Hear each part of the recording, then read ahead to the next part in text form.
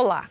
A quebra de confiança entre o Facebook e seus usuários coloca em xeque a credibilidade da maior rede social do mundo e gera algumas dúvidas. É hora de abandonar a rede? Precisamos mudar o nosso comportamento? Quem ganha o que com o que postamos na rede social? Perguntas que os nossos convidados vão responder no programa Estúdio 4 desta semana. Com a gente aqui no estúdio, o doutor em Informática na Educação, professor na Ciência da Computação, Adriano Teixeira, a professora da FAC, doutora em Comunicação Social, Bibiana de Paula Friedrich, e o coordenador do MBA Executivo em Finanças aqui da FIAC, Tiago Dalla Corte, todos professores aqui da Universidade de Passo Fundo. Bom, começo já fazendo uma provocação que é o que está todo mundo se perguntando. É hora de abandonar as redes sociais, professor Adriano? Eu acho que, na verdade, a gente está na hora de criar uma cultura, né? Um amadurecimento da utilização das redes sociais. A gente falava rapidamente antes, né? Está fora das redes sociais digitais, veja bem que as redes sociais são algo que fazem parte da nossa vida desde sempre, né? Nossa família, escola, trabalho, né? Agora a gente tem as redes sociais digitais que ampliam em muito todas as potencialidades, pontos positivos e negativos das redes sociais passadas, né? Então, estar fora das redes sociais digitais é estar fora de um grande número de relacionamentos, né? Então, acho que agora que essa discussão da privacidade vem muito forte e com exemplos muito pesados e que a tecnologia pode manipular esses dados que a gente gera de forma muito refinada, é hora de criar cultura de utilização de redes sociais digitais. E o que é essa cultura de utilização? O que seria? Privacidade é um conceito, não sei se os colegas concordam, mas que não existe mais, né? Nós não temos mais privacidade, porque as nossas informações são geradas por nós e também são geradas sobre nós por outras pessoas e outros dispositivos, né? Então, um pouco dentro daquilo que a gente tem controle, de alguma forma, ser um pouco mais racional nas informações que eu disponibilizo. Só que a gente tem que levar em consideração o seguinte, né? A gente tem um sistema de reconhecimento de dados não estruturados, como, por exemplo, os cliques que eu dou, os compartilhamentos que eu faço, as pesquisas que eu faço na internet, que dizem muito sobre mim também. Tudo né? isso gera informação a meu respeito. Exatamente. Então, a gente tem que começar a cuidar um pouco como é que a gente se posiciona dentro das redes, tendo a premissa básica que é tudo que eu faço é registrado. Por mais que eu vá em modo anônimo, por mais que eu me cuide, tudo está sendo registrado. E ter a consciência de que o Facebook não é um espaço privado, né? Se tu tá no Facebook, tu tá no espaço público. E é difícil ficar fora. Então, tudo que tu cria lá e tu publica lá, em alguma medida é público. Mesmo que tu escolha lá uma restrição de eu vou permitir que X amigos vejam. Se esse teu amigo printar a tua foto, compartilhar o teu conteúdo, aquilo que tu restringiu para ele vai ficar para os amigos dos amigos dele e assim sucessivamente. Então, chegou dessa história de mas eu publiquei na minha rede, mas é na minha rede, é para mim. Não, o que tu colocou ali entra no domínio público. O que tu excluiu dali está no domínio público. Falávamos antes também, o Facebook tem regras que determinam, que a gente não lê quando aceita usar o serviço, mas está lá, que aquilo que tu exclui, ele se reserva o direito de guardar indefinidamente. Então, ou seja, até o conteúdo que tu não quer mais que esteja disponível, mas que tu publicou um dia, ele está circulando na rede, está em algum lugar. Então, tu também concorda com o professor Adriano que não é um momento de abandonar, é um momento de mudar a nossa visão e a nossa forma de atuar dentro das redes sociais. Zumara, é que o Facebook ele é uma rede social. Pois é, né? tem outras, não é? Existem outras e, para além das redes sociais digitais, todo o conteúdo relevante hoje no mundo, na área da política, na área da economia, na área da informação e da comunicação, na área dos serviços, ela está disponível online. E para te usufruir desses serviços e de toda essa informação, em algum momento tu vai fazer um cadastro. Então, não tem como tu ignorar isso. Tu vai sair do Facebook, mas tu precisa continuar na rede e tu continua alimentando a rede com os teus dados. Então, o Facebook é um canal. Talvez que agora a gente esteja visualizando de uma forma um pouco mais clara o que ele faz com as nossas informações. Porque a gente sabia que essas informações eram compartilhadas e de alguma forma eram usadas. A gente não tinha só a dimensão. Não é? No caso do escândalo nos Estados Unidos, 50 milhões de usuários tiveram os seus dados compartilhados para fins eleitorais, né? Mas vamos pensar antes do Face, cartão de crédito. É um dado digitalizado, está lá. é uma informação, conta em banco, quer dizer, todos esses serviços que tu usa, antes mesmo da grande popularização da internet, já eram formas de abastecer essa rede digital com informações pessoais, está tudo lá. E essas informações, elas criam uma infinidade de possibilidades de monetização para essas empresas que a gente não tem nem ideia, né? Da criação de perfil, desde o meu perfil de saúde, meu perfil psicológico, cultural, para me oferecer serviços e produtos, né? E isso vai acontecer em qualquer rede. A gente está falando do Facebook agora, mas nós tivemos aí alguns milhões de usuários que saíram fora do Facebook e outras redes começam a crescer, então nós vamos ter que conviver com esse negócio.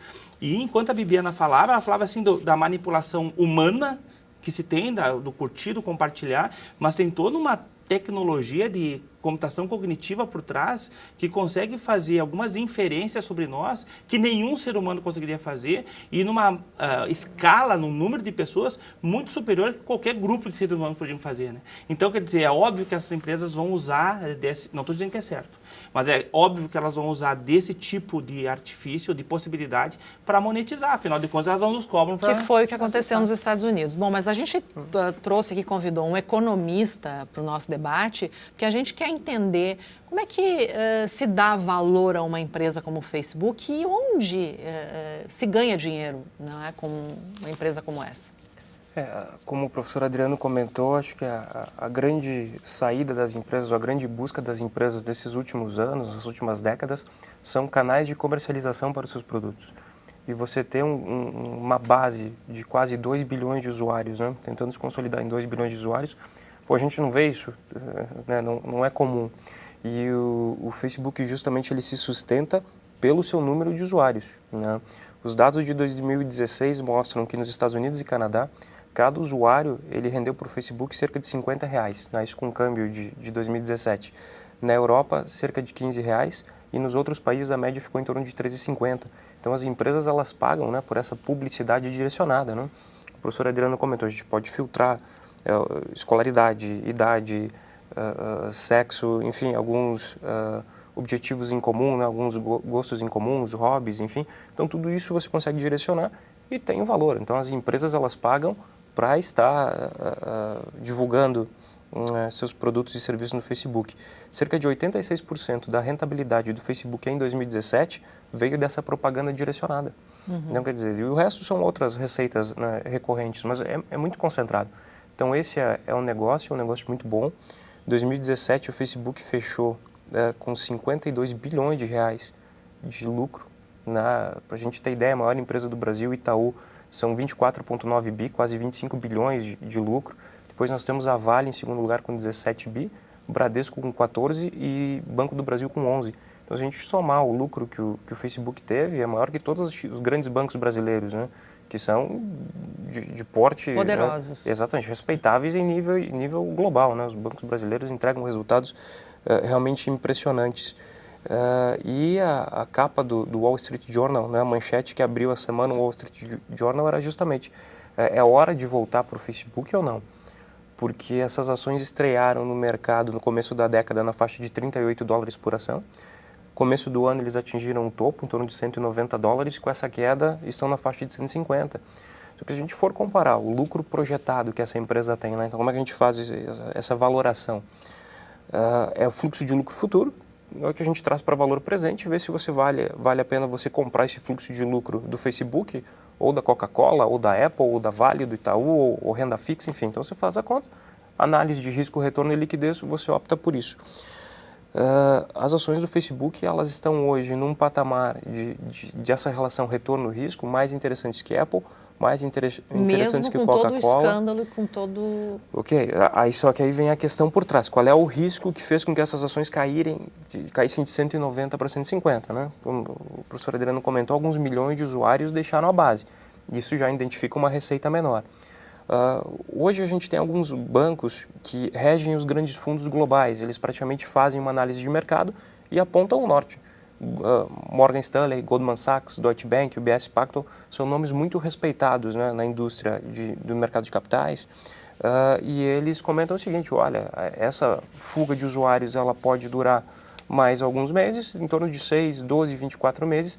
Quem continua acreditando, né, que essa foi pontual, que o Facebook vai fazer alguma coisa para reparar isso, reparar a imagem dele, pode ser um momento interessante de apostar nessas ações. De Que eu colocar em carteira. acho que é esse movimento que a gente está vendo, não é? O Facebook está fazendo um movimento para reparar esse dano e se restabelecer no mercado. É isso, né, professor? Eu acho que sim, ele está fazendo. Até o Mark Zuckerberg já externalizou um pouco sobre isso. Veio né? a público pela primeira É. vez, não é? Não é uma pessoa acostumada a se Exatamente. manifestar. E ele não está muito interessado em fazer isso, só faz quando a justiça chama ele mesmo, né? Entretanto, o que a gente pode meio que prever é o seguinte, né? Na história da forma como os usuários, as pessoas se movimentam na internet, em algum momento as pessoas vão pular do Facebook para outra rede. Por quê? Porque aquela rede tem mais pessoas, ou me entrega mais do que eu preciso. Ou uma outra possibilidade aqui é o seguinte, é a gente começar a escolher melhor nossas redes. Ou seja, Sim. eu não vou mais usar o Facebook por N motivos, fake news sempre existiu, mas tudo bem, ou a questão da privacidade, eu vou passar para o LinkedIn. Mas eu não posso ser ingênuo a ponto de pensar que o LinkedIn não tem as mesmas políticas de utilização das mesmas informações, né? Então, o que a gente vê talvez seja agora Bom, temos uma rede global, né? O Facebook fechou agora, eu fui procurar antes, Thiago, em 2,7 bilhões, 2,07 bilhões de usuários, né? Então, tem gente saindo, mas tem gente entrando ainda. A taxa de crescimento do Facebook é 16%. Ele perdeu, mas continua 16% a cada faixa de tempo entrando, né? Então ele também está diminuindo, mas também está aumentando, né? É meio estranho isso, mas é isso. Está diminuindo, mas as pessoas estão entrando ainda. Sim. Então a tendência é que as pessoas acabem procurando outras redes para se relacionar. Que são da própria rede de empresas ligadas ao Facebook. Muitas O vezes Instagram sim, é ligado ao Facebook, o WhatsApp é ligado ao Facebook. Então, a pessoa sai do Facebook, mas vai para o Instagram. Fica no Instagram, a pessoa sai do Facebook, mas usa o WhatsApp. Ou seja, está todo mundo conectado de alguma forma. Essas redes estão conectadas entre si. O tu usuário continua... comum, ele não sabe disso, né? Na verdade, ele não tem conhecimento dessas informações, né? Exatamente porque para a maioria das pessoas a internet é o Facebook e o WhatsApp, né? Porque quando tu compra o teu pacote de dados, tu usa esses dois sem pagar, né? E é muito mais do que isso, né? Então aí eu acho que também passa pela importância das pessoas reconhecerem que a internet é mais ampla, que tem outras opções de utilização. Quando o Adriano fala em culturas, Zumar, eu acho que uma coisa importante da gente pensar é o que faz parte dessa cultura, né? Por exemplo, saber para que cada rede serve, como eu uso cada rede, qual é a linguagem própria dessa rede. Um movimento bem recente que nós vimos agora foi de alguns grandes jornais se retirando do Facebook. A Folha de São Paulo, inclusive, fez um comunicado. Exatamente. Se retirando porque disse, o Facebook vai coibir a reverberação do conteúdo jornalístico. Não é isso que o Facebook está fazendo, é uma leitura equivocada. O que ele está fazendo é coibir o compartilhamento de outros conteúdos que estão fora dessa grande rede digital, que é a rede das redes sociais. Então, quer dizer, se eu estou usando o Facebook para levar o usuário para o meu site, o Facebook não quer isso, ele quer que eu produza um conteúdo genuíno e próprio para ele. Então, isso tem muito menos a ver com a informação, porque se fosse pensar do ponto de vista da lógica do fake news, por exemplo, seria muito mais importante que o Facebook preservasse a informação de qualidade, se ele tivesse preocupado com isso, efetivamente. Veículos tradicionais. Que é dos veículos tradicionais, né? Mas a preocupação não tem a ver com isso, tem a ver mesmo com o tráfego. Para onde é que eu estou levando as pessoas? Eu estou tirando as pessoas de dentro da rede? Então, isso não me interessa como empresa. Eu quero que as pessoas fiquem aqui. Então, eu vou obrigar os veículos a produzirem um conteúdo genuinamente para mim, com uma linguagem adequada para a rede social, né? E aí os veículos vão ter que passar por um ajuste. Abandonar a rede, qualquer que seja as redes sociais, Instagram, Facebook, Twitter, LinkedIn, talvez não seja o melhor caminho. Nem para o usuário, nem para os veículos. Nem para os veículos. O melhor caminho é tu se adaptar. Né? Porque, por exemplo, hoje as pessoas que têm um pouco já desenvolveram o hábito de usar as redes de uma forma um pouco mais consciente, quando querem procurar informação, vão justamente nesses grandes veículos procurar informação. E aí elas vão naturalmente sair de dentro das redes se os veículos não estiverem nas redes.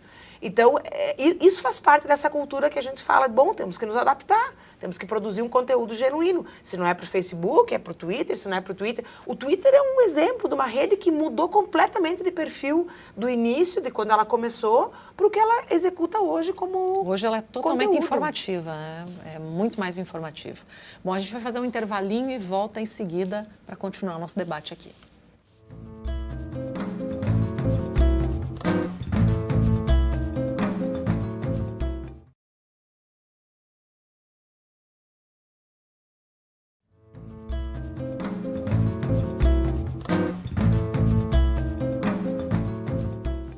programa de hoje trata de segurança na rede, nas redes sociais, e com a gente aqui no estúdio, o doutor em informática na educação, professor da ciência da computação, Adriano Teixeira, também a professora e doutora em comunicação social da FAC, Bibiana de Paula Friedrich, e o coordenador do MBA Executivo em Finanças, aqui da FIAC, Tiago Dalla Corte, todos aqui professores da UPF. Professor Tiago, se o Facebook ganha, não é, fatura em cima de dados que a gente fornece para ele gratuitamente, tem como o usuário ou as empresas que se utilizam da rede também serem remuneradas ou ganhar? É uma discussão, dado que, principalmente nos Estados Unidos, onde o ticket médio por usuário é maior, né, cerca de R$50 ano, está se começando essa discussão, mas eu acho que é uma discussão hoje ainda muito rasa e que ela precisa de mais argumentos, precisa de rodadas de negociação. Eu acho que é difícil, dado o posicionamento que o Facebook tem no mercado. Você não tem muita força de barganha, dada a exposição que ele te dá, então, né, para 2 bi de pessoas. Eu acho que essa é a principal moeda de troca, né? E todo mundo, qualquer cidadão, pode, por exemplo, adquirir ações do Facebook? Pode. No Brasil, assim, ó, tem algumas restrições, né? No primeiro momento, a gente precisa abrir conta numa corretora americana, né? Tanto a CVM e o Banco Central proíbem que as corretoras e os bancos brasileiros façam essa compra direta de ativos americanos aqui. Então, você precisa ir até lá, né? Ou você pode comprar, no Brasil, o COI, que é o Certificado de Operações Estruturadas. Ele tem um valor mínimo de cerca de 5 a 10 mil reais, né? Ele tem um prazo mínimo de 3 anos, né, em média, só que ele tem uma vantagem de ter o capital protegido. Então você compra um COI, geralmente quem está emitindo no Brasil agora é o Morgan Stanley, então você colocou 10 mil reais lá, e a cada 10% de valorização das ações do Facebook, ele te entrega 7, né? E caso as ações do Facebook caiam, ele te garante o capital. Então é uma maneira muito interessante. É um bom investimento? Olha, é um investimento que nos últimos anos ele tem batido, né, ações assim de próprio Facebook, Apple, Google, essas empresas de tecnologia que estão tendo uma valorização de marca, né, um ganho de espaço no mercado, criação de valor. Essas empresas estão sendo muito mais interessantes do que os investimentos tradicionais que a gente faz. Agora, claro, tem que ver se esse investimento atende o seu perfil, né? Vai atender os seus objetivos. Você não pode alocar todo o seu recurso lá, porque no Brasil ainda a gente tem uma inflação alta. Então, mesmo que passe 3 anos e você tenha o capital protegido, você perdeu a inflação de 3 anos, né? Então, põe uma inflação média de 5%, estou falando de 15% de perda de poder aquisitivo. Então, tem que dosar, né? Mas tem como fazer sim. Bom, você também acha que é o momento de criar uma nova cultura em relação às redes sociais, falando do ponto de vista econômico, mas também de usuário? Assim, eu acho que o usuário ele precisa entender em que mundo ele está circulando. Ele entende essa cultura atual e precisa se adaptar a ela, né? A grande questão é que o questionamento sobre a segurança de dados ele não está restrito somente ao Facebook. Quando isso acontece com o Facebook, aí começa a se discutir, mas Twitter, Snapchat, né, e tantas outras redes sociais. Qual é o nível de segurança que eles estão oferecendo também, né? E com relação também a essa questão de fuga de usuários, qual é a opinião desses grandes bancos, né, que dão o norte do mercado? É que se a gente observar ou se o Facebook observar alguma outra rede que pode estar nascendo, que seja um potencial concorrente, ele tem adotado uma política de aquisições. Então, se a gente observar hoje a base societária do Facebook, né, o núcleo duro, as empresas não fugiram, né? Quem fugiu foi justamente o trader mais de curto prazo, né? Aquela pessoa que estava um pouco mais exposta ao risco, que fez com que a saqueada nas ações nas últimas semanas fosse um pouco mais acentuada. Mas a percepção hoje desses grandes bancos é que essa pergunta, né? É hora de voltar, o Facebook vai continuar existindo, enfim, todas as perguntas parecem encaminhar para um grande sim. Uma outra questão de economia, professor, a grande base do lucro do Facebook é o número de usuários que ele tem, não aquela compra que o usuário faz para compartilhar ou ter mais likes na sua publicação. É que quando o Facebook ele vai fechar uma série de propagandas de um produto e serviço dentro da base, ele vai mostrar, olha, a gente pode atingir cada vez mais pessoas, né? Um volume gigante de pessoas, ele vai cobrar mais por essa publicidade das empresas, né? Então, assim, quanto maior a base, é esse que está o poder de barganha do Facebook. Mais você vai conseguir né, fechar, né, mais apelo você vai ter para fechar. Quanto maior a base, quanto mais eu sei sobre essa base, né? Isso, Acho que essa é uma questão bem importante. Isso. Então, quando perguntava da questão da monetização, tem muita gente que usa o Facebook para ganhar dinheiro de forma indireta, né? O cara faz poesia, ele canta, ele fala sobre algum assunto específico, então ele cria um público muito grande, em que ele, bem segmentado, em que talvez ele possa se deslocar fisicamente para prestar algum serviço, talvez ele possa ganhar para falar a palavra X algumas vezes durante as falas deles, né? Então, o quanto eu sei desses usuários é que é a grande questão. Eu fui pesquisar um pouco e agora saiu, porque tem duas piadinhas bem conhecidas do Facebook, né? Uma é que ele sabe quem vai se separar de quem com 2 meses de antecedência, essa é uma delas, e a outra piadinha... não vou lembrar agora, mas não tem problema, eu vou falar exatamente a informação que importa aqui. É que foi feito um estudo agora, mas ninguém sabe se isso é verdade ou não. Foi feito um estudo no final do ano, uma instituição de pesquisa dos Estados Unidos, e olha só a informação que eles trouxeram, que com análise de 10 cliques, 10 curtidas que eu dou, o Facebook sabe mais de mim do que os meus colegas de trabalho. Com análise de 70 cliques que eu dou, dos últimos 70, o Facebook sabe mais de mim do que os meus familiares. E com análise de 300 cliques que eu fiz no Facebook, ele sabe mais de mim do que o meu esposo ou que a minha esposa. Isso é significativo. Do que eu mesmo. Ou do que eu mesmo, exatamente. Então, isso é poderoso.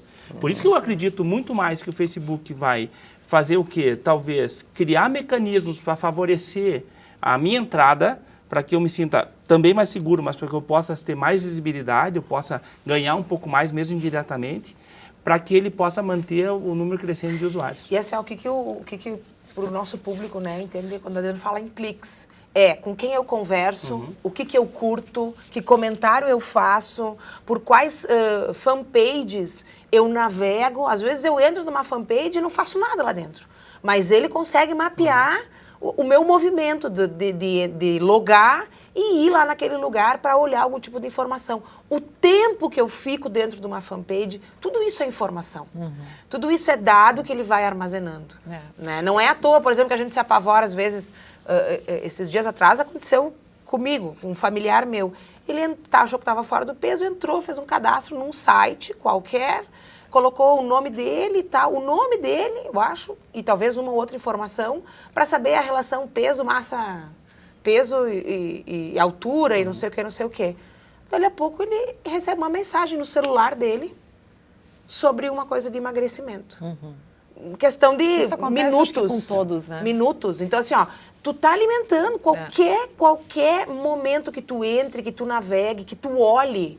Por exemplo, os grandes jornais, vamos falar um pouco de jornalismo, né? Grandes jornais com a própria Zero Hora, né? Eles sabem até onde os leitores estão lendo, até quanto por cento da página, até que parágrafo os leitores leem daquela informação e quando aquele número de leitores vai caindo.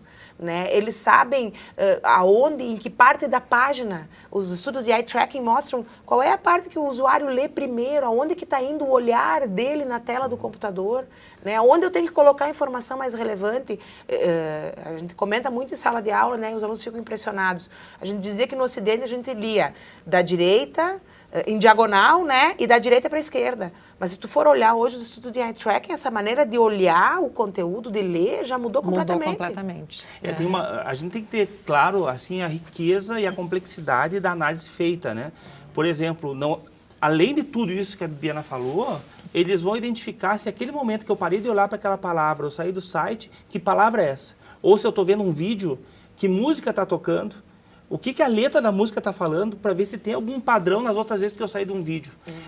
Quem eu botei em soneca, quem eu não botei em soneca lá no Facebook, quem é que eu deixo de curtir, quem é que eu curto. O que eu escrevo, como a Biana falou, né, uma das áreas que mais cresceu na ciência da computação é reconhecimento de linguagem natural, ou seja, nós temos algoritmos que conseguem reconhecer as minhas intenções ao escrever. Pois é, quem identifica todas as informações são os ditos algoritmos, não é? O que são algoritmos, professor? Algoritmos são, na verdade, a lógica de um programa de computador. Só que nós tínhamos algoritmos burros, vamos falar assim. Eles faziam exatamente aquilo que eu mandava fazer. Se em vez de mandar somar, eu mandei diminuir, ele ia fazer isso sempre. Ia estar errado. Agora nós temos algoritmos que de fato aprendem, né? Tanto que a questão do deep learning, a aprendizagem de máquina, computação cognitiva está crescendo muito, porque só esse tipo de algoritmo que aprende a analisar dados não estruturados é que podem, por exemplo, saber que eu sou gremista e não colorado, sem eu nunca ter escrito isso em lugar nenhum. Só pelo que eu coloco e pelo que eu converso com as pessoas, como eu me manifesto e assim por diante. E reconhecer linguagem natural, essa é uma questão muito importante. Não somente reconhecer, como simular, emular a linguagem natural. Aí nós vamos caminhar para a linha da inteligência artificial. Exatamente. Que é uma coisa que apavora e que é fruto de filmes de ficção no mundo inteiro há muitos anos, né? Mas essa é uma preocupação presente, né? Os chatbots estão aí para mostrar que isso é possível, é viável, né? Então, por exemplo, a gente assiste o Black Mirror e fica espantado, mas, por exemplo, aquele episódio Volto Já do Black Mirror que mostra que o sujeito morre, né? E aí a mulher dele abastece um programa com todas as informações digitais que ele tem armazenada em celular, e-mails, e aí começa a simular a linguagem dele e recriar toda a conversa dele a partir do quê? De dados que tu abastece dentro de um software. Né? Então isso é uma coisa que apavora, mas é o caminho natural. E vocês diriam que é praticamente impossível uma pessoa se resguardar ou não ter as informações compartilhadas em lugar nenhum. Vai ter a menos que ela vai não ter que se esconder bem. A menos que ela não tenha nem acesso ao computador, porque mesmo que você não tenha uma rede social, esteja cadastrado numa rede social, só a tua navegação no Google, por exemplo, já te... Vamos fazer assim, Osmar, não vamos usar a palavra impossível, porque nós vivemos num país, particularmente, de dimensões continentais e de desigualdades gritantes, né? Então, é claro que nós temos pessoas que vivem lá no interior do interior do interior, que preservam um modo de vida muito tradicional, vamos usar essa palavra, não é a mais adequada, mas serve nesse momento, né? Que é aquelas pessoas que sequer têm luz elétrica em casa. Certamente essas pessoas... Entre o que a rede sabe sobre mim e o que a rede sabe sobre essas pessoas, existe um vácuo gigantesco. Sim. Né? Então, claro que essas pessoas estão mais protegidas do que eu em termos de acesso à informação. Mas a nossa tendência como sociedade, como civilização, é que mesmo essa desigualdade se preservando, de naturezas, de opções de vida, de tudo, que as pessoas estejam cada vez mais conectadas. Porque vai chegar um momento em que não estar conectado significa estar excluído. Não existir. Não existir. Tá, mas o que fazer para informar o mínimo possível ou passar o mínimo de informações para redes sociais ou enfim? É que tem as informações que eu gerencio e as informações que eu não gerencio. A outra questão é o quanto eu estou disposto a me expor. Tem pessoas que usam a rede social para expor absolutamente tudo a sua vida de forma consciente e ela tem que assumir as responsabilidades sobre isso, e pessoas que usam para utilizar de forma profissional. Eu acho que o próprio conceito de privacidade ele é muito diferente para as novas gerações do que é para a gente, por exemplo, né? E elas vão viver com esse conceito e vão aprender a lidar com isso, né? Até porque as redes sociais dizem muito sobre o que eu sou e as empresas buscam isso nas redes sociais. Quem é esse cara de verdade, né? Então, estar fora da rede social não necessariamente é algo positivo, porque as empresas também buscam, não só o que está no currículo, né? Então, é uma pergunta bem complexa, Zomar, né? Acho que o que a gente tem que pensar é o seguinte: o que eu gostaria que as pessoas soubessem sobre mim? Sobre as pessoas com quem eu convivo.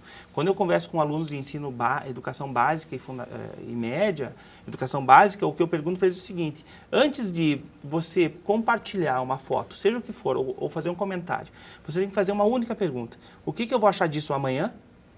Ou o que eu vou achar disso daqui um ano? Ou quais são os desdobramentos disso daqui um ano na minha vida? Porque isso vai ficar na internet. Nós ainda talvez tenhamos, eu estou falando por mim, não posso falar por vocês, mas a ideia é um pouco de excluir algumas coisas, né? As gerações que estão entrando na rede agora, ou na verdade, a rede já está na vida delas, na verdade, eles que nascem, né? Eles não pensam mais em excluir coisas. Acabou isso, né? Porque a gente veio de uma época de precisar espaço em disco, do privado e assim por diante. Eles não, tudo que está na rede vai ficar para o resto da vida, né? Então essa é uma pergunta importante. O que eu vou achar sobre isso amanhã? O que meu pai vai achar sobre isso? O que minha mãe vai achar sobre isso? O que a minha esposa vai achar sobre isso? O que meu filho vai achar sobre isso? Eu acho que já ajuda bastante a nossa presença na rede. E outra coisa, assim, ó, nós estamos falando do Facebook, mas, por exemplo, se eu tenho meu celular, eu tenho meu GPS ligado, as empresas elas podem desenhar o meu trajeto. Tanto que o meu celular me diz, olha, tu fez tantas vezes esse caminho aqui, então esse é o teu caminho usual. Identifica um padrão, né? Ele me identifica o padrão e ele já me mostra. Já mostra esse padrão para mim. Então, além das redes sociais, o meu celular, mesmo que eu não esteja no Facebook, ele está coletando dados e mandando esses dados para servidores e para empresas que vão analisar e usar esses dados para alguma coisa. O Facebook é a ponta do iceberg, mas esse processo todo acontece independente de eu estar ou não no Facebook. Vocês diriam que prudência é o melhor, né, termo a ser utilizado. Quanto tempo, Thiago, você quer complementar? Não, é só comentar que eu acho que nesse sentido também a gente não pode ficar dependendo só de legislação, né?